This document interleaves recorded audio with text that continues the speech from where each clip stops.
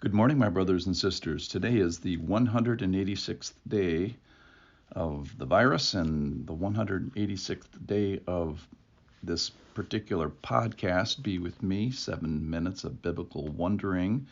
And today we're going to look at the DEFCON 4 of church discipline / membership.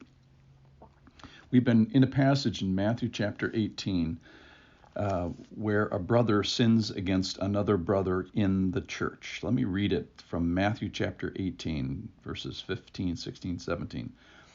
If your brother sins against you, go and tell him his fault between you and him alone. If he listens to you, you have gained your brother. But if he does not listen, take one or two others along with you, that every charge may be established by the evidence of 2 or 3 witnesses. If he refuses to listen to them, tell it to the church. And if he refuses to listen even to the church, let him be to you as a Gentile and a tax collector.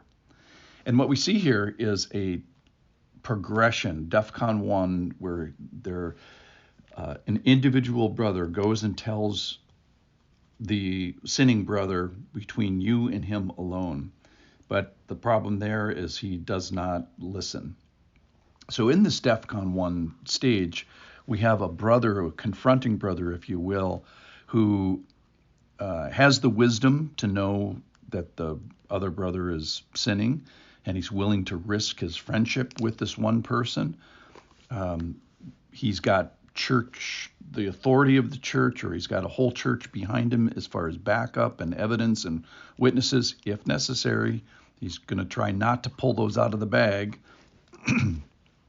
And then I'm sure he feels like this regret is like, oh, this is a hard thing. I don't want to do this. But if I don't do this, I will regret it because I have an eye to gain my brother.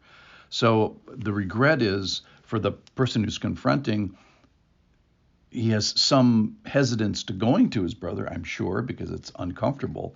But he's got a bigger picture, which is I want to gain this guy back. And doing this and having this uncomfortable moment is probably going to be worth it.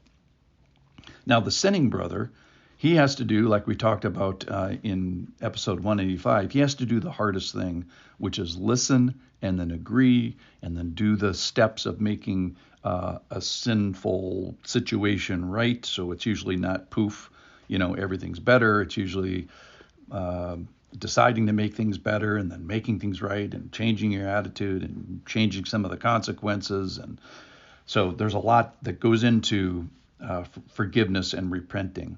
Now, the best thing he has going in what I call DEFCON 1, where the individual goes to the other individual, is he still has church fellowship. He's got a friend in the church here.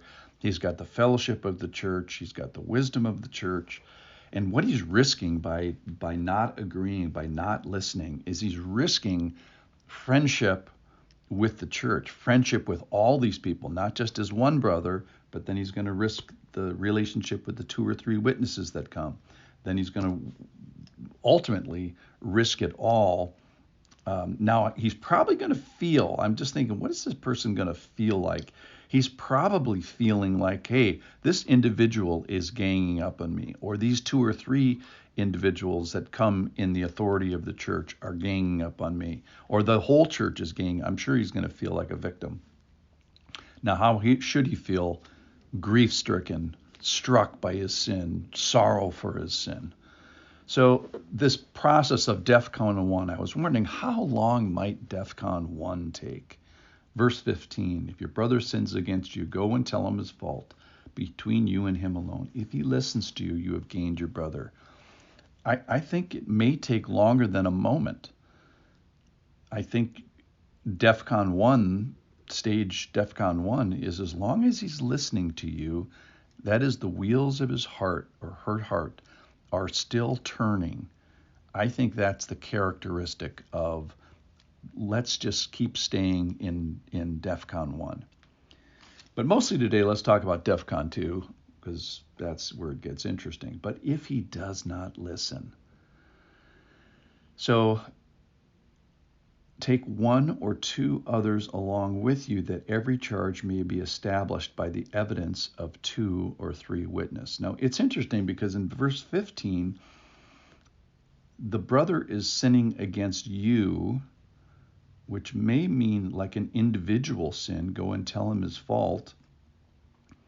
But verse 16 hints that sin has porous borders, that many people have seen it. If you think, let's say, for example, you wanted to deal with your anger problem, and say, man, I got to deal with my anger problem. I wonder if anybody knows about my anger problem. Like, probably all you need to do is just drive to the grocery store with you, and you'd know that the other person has an anger problem. You know, you're often the last ones to know. Or let's say you decided, hey, I'm gonna deal with my sexual sin, let's say. So you think you're the only person that knows that you've had a sexual sin? No, you've probably been advertising that, sowing the oats of your sin hither and yon. So these things that we think maybe are private sins, here it's relatively easy to say, hey, I get two, three people, and we'll bring it. You bring evidence. We'll bring charges. But again, here, this is not a courtroom of punishment. This is a courtroom with an eye to gaining our brother back. And then DEFCON 3. So he refuses to listen to a small group of people, and so then it is told to the church. Now, this doesn't mean like told to the church through the grapevine in gossip and in the grassroots and spreading rumors and that sort of thing.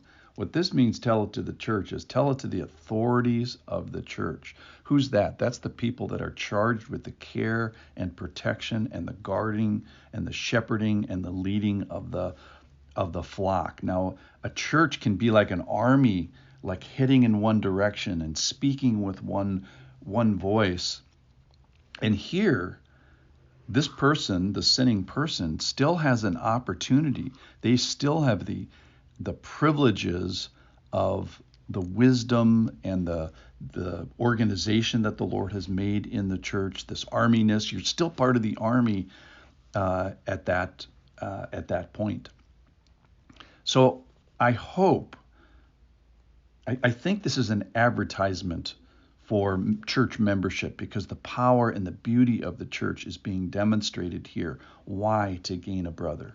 So, of course, we didn't get to DEFCON 4. We're going to get to DEFCON 4 and see the incredible value of being in the church tomorrow, and see the difference between being inside the walls of the church and being outside the walls of the church. I bless you, my brothers and sisters.